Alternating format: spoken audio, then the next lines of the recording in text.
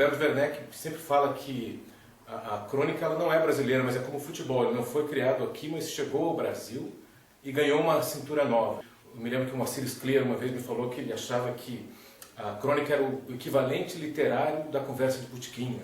Se você pega o Chico Sá, ele vai ter uma ideia parecida, que você escrever uma crônica é puxar uma cadeira no bar para o leitor sentar com você e você conversar com ele. Sempre numa relação de paridade, que não vai assustar qualquer tipo de leitor, sem fazer concessões, né? Respeitando a inteligência do leitor, mas também falando com qualquer leitor, com qualquer tipo de formação.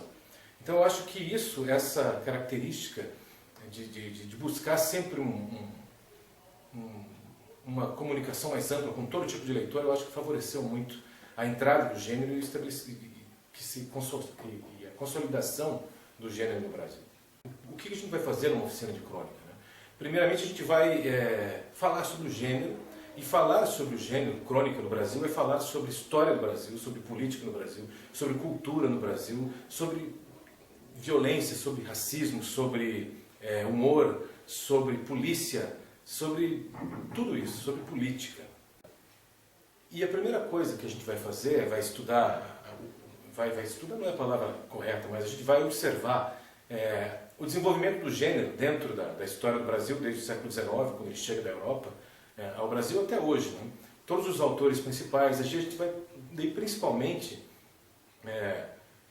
observar de que forma a crônica conta a história do Brasil desde então, e uma história não oficial, né?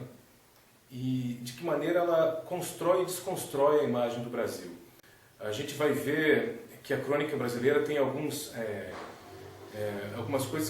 características que se repetem. Né? Os cronistas podem ser os mais diversos possíveis, mas sempre tem aquela questão da desconfiança em relação ao que se diz que é progresso num país como o Brasil, né? Onde tudo se põe abaixo antes de ter sido alguma coisa. Né? A verticalização das cidades, a ideia de modernização no Brasil, tudo isso. A gente vai ler também muitas peças clássicas do gênero, de vários autores. Imaginei Machado de Assis, Lima Barreto, João do Rio, Rubem Braga, Drummond, Clarice, vários autores, enfim. E a gente vai treinar a leitura. Eu acho que o cronista, e não só o cronista, o leitor de crônica, o leitor do mundo, ele tem que ser bom nisso, exatamente nisso, na leitura. A primeira coisa, nós temos que treinar a maneira como a gente vê o mundo e a gente enxerga o outro. Você escrever crônica é você estar atento à cidade onde você vive, ao outro, ao seu vizinho, às pessoas que dividem o espaço e o tempo com você.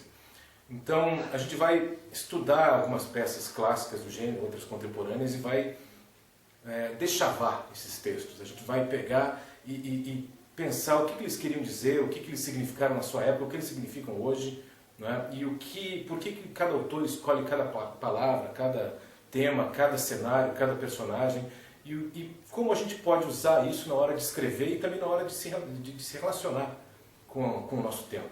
Eu acho que a crônica ela é um gênero que se adapta muito bem a essa necessidade nossa de compreender a vida em que a gente está inserido. Né? A literatura tem que fazer parte da vida. No Brasil ela sempre é colocada numa estante, ela é colocada num pedestal.